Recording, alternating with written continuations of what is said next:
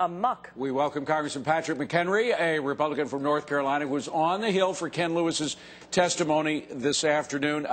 Congressman, thanks for joining us. Now, the idea of the threat. Thanks, David. Is it conceivable that we might have seen one of these CEO firings emanating from the White House in the Bush administration, if in fact these threats were followed through on?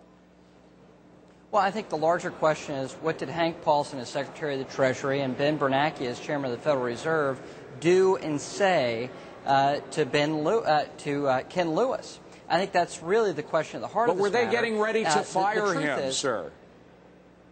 Well, that's what we need to find out. And you describe this as a he said issue. It's not that. It's a he said.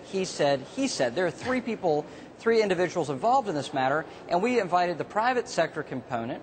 Now, certainly there's a lot of pressure on Ken Lewis. He's still the head of a regulated institution by the same very regulators that perhaps pressured him in the fall. In fact, some would describe it, I've described it as bullying. I think we need to know what Hank Paulson did and what he said.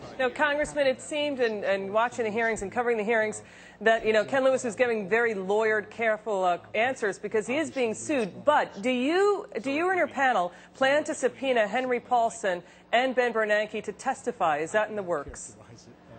Yes, the chairman said that he was going to invite them to testify.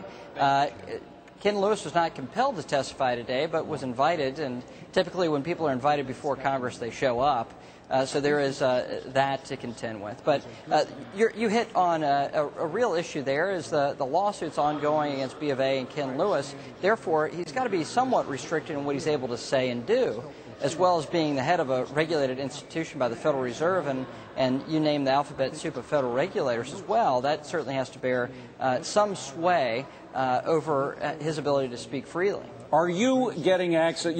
Fox Business is trying to get access to a lot of information regarding what the Treasury's been doing, what the Fed's been doing. Are you satisfied that you're getting access to all the information that would help you piece together how the story actually took place?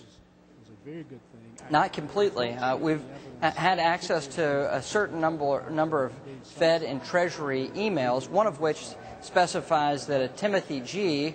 from the New York Fed, apparently Timothy Geithner, our current Treasury Secretary, recommended that the whole board be fired with B of A if they didn't carry out the Merrill merger. I think there's a lot of answers a lot of questions were answered. A lot of questions that were asked today with very few answers about government's action.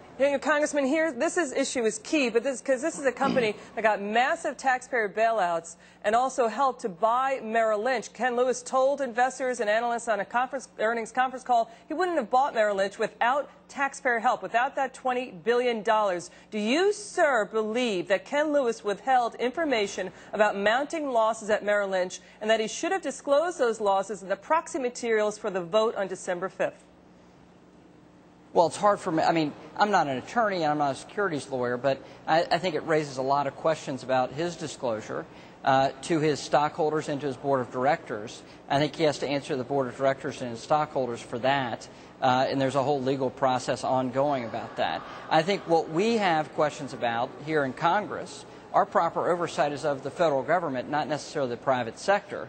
What we need to get to and ascertain is determining what the Treasury and the Fed did, their actions, what intimidation they brought to bear, and what did they say specifically to Ken Lewis. If you had the Treasury Secretary and the Chairman of the Federal Reserve telling a CEO that he should not and is not allowed to disclose to his shareholders and his board of directors very important information about a merger, I think that raises larger questions than simply the lawsuit against B of A and Ken Lewis. Congressman Patrick McHenry, Republican from North Carolina. Thank you, sir. Good to see you.